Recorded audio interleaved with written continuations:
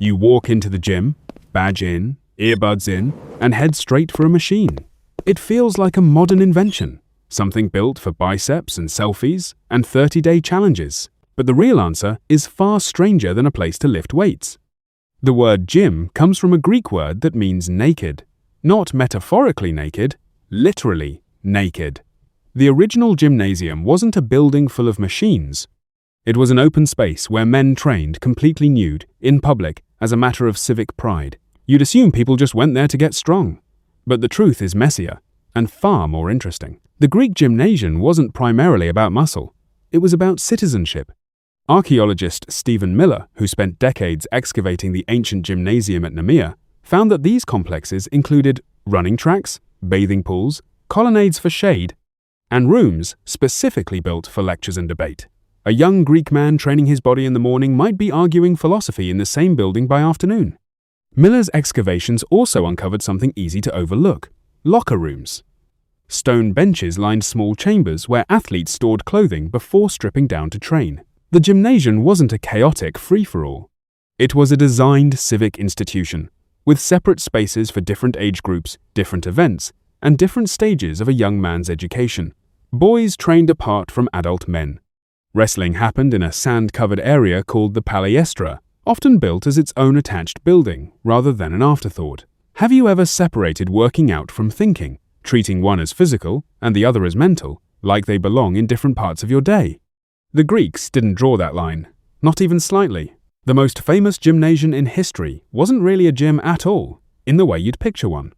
It was Plato's academy, founded around 387 BCE just outside Athens, built on the grounds of a public gymnasium dedicated to the hero Academos.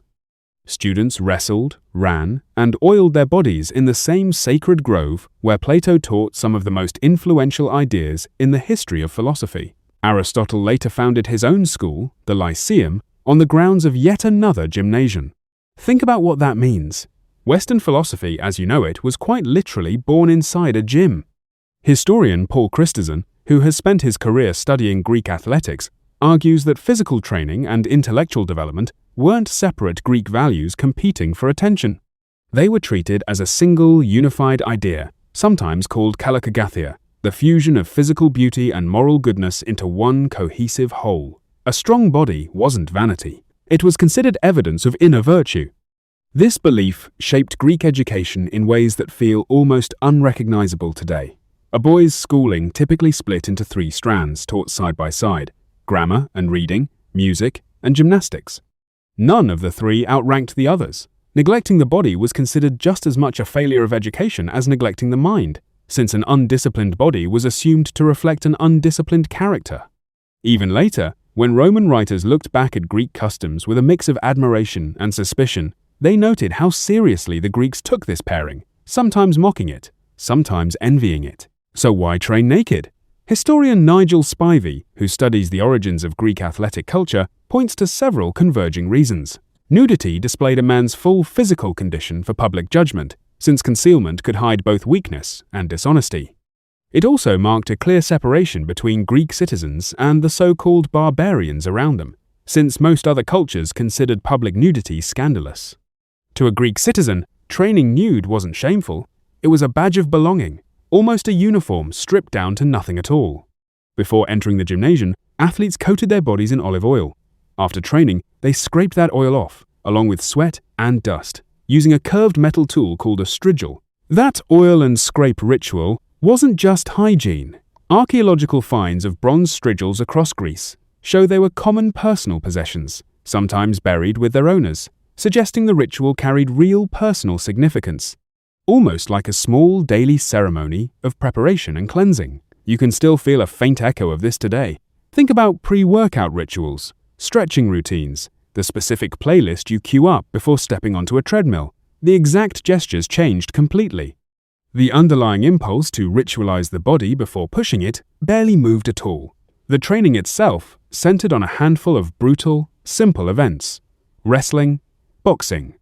The pankration, a combination of striking and grappling with almost no rules, where competitors fought until submission or unconsciousness. Sprinting, discus, and javelin throwing. Long jump performed while holding hand weights called halteres, which athletes swung forward to add momentum to the leap. These weren't separate sports invented for entertainment, they were direct training for combat, refined into competition. The pentathlon combined 5 of these events into a single contest, and ancient writers treated it as the truest measure of a complete athlete, someone strong, fast, and skilled rather than excelling at only one narrow thing. Olympia itself, where the most famous ancient games were held every 4 years, grew directly out of this gymnasium culture. Historian Nigel Spivey notes that the sanctuary at Olympia included its own gymnasium and palestra, where competitors trained for an entire month before the games began, under the supervision of judges who would later decide who deserved to compete at all. That connection becomes impossible to miss once you look at Sparta. The Spartan ogoge, a brutal state-run training system, began pulling boys from their families around age 7 and subjected them to years of physical conditioning, deprivation, and combat preparation. Boys trained in packs, slept in barracks rather than homes, and were deliberately underfed, partly to sharpen their wits through resourcefulness and partly to toughen them against hardship.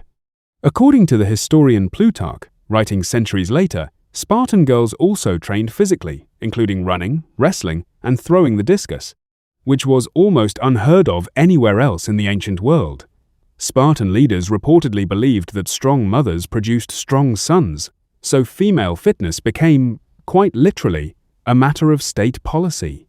This wasn't fitness as personal improvement, the way you might think of it today. It was fitness as infrastructure, as essential to the state's survival, as its walls or its weapons. A weak Spartan body wasn't a private failing. It was treated as a threat to the entire city. It raises an uncomfortable question, doesn't it? If physical training in Sparta was inseparable from preparing children for war, how much of what looks like simple fitness culture today still carries some faint trace of that same instinct, dressed up in modern, gentler clothing? The gymnasium eventually spread far beyond Greece. When Alexander the Great's empire stretched across the known world, Greek-style gymnasia appeared from Egypt to Afghanistan, often becoming centers of Hellenistic culture in cities that had never seen anything like them before. Local elites in conquered territories began adopting Greek dress, Greek language, and, yes, Greek gymnasium training as a way of signaling status and sophistication. Rome eventually absorbed and transformed the concept entirely. The Roman thermae, massive public bathing and exercise complexes, borrowed heavily from Greek gymnasium culture, but reshaped it around bathing, socializing, and relaxation rather than civic athletic training.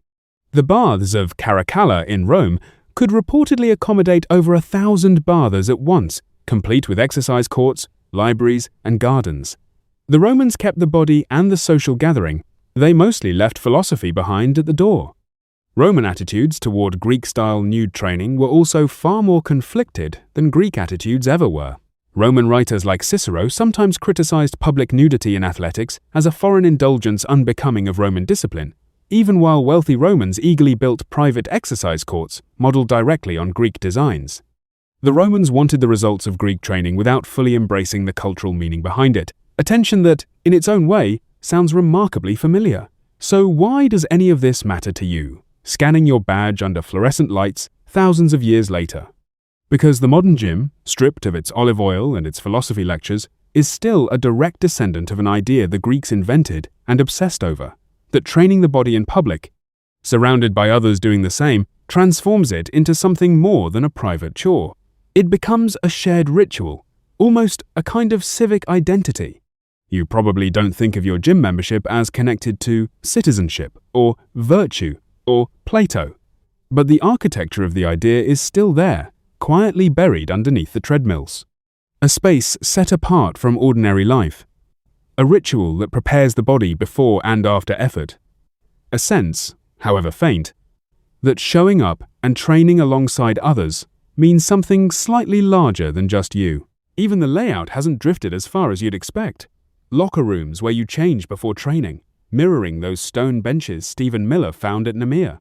Open floors where strangers train side by side, mirroring the public courts of the palestra.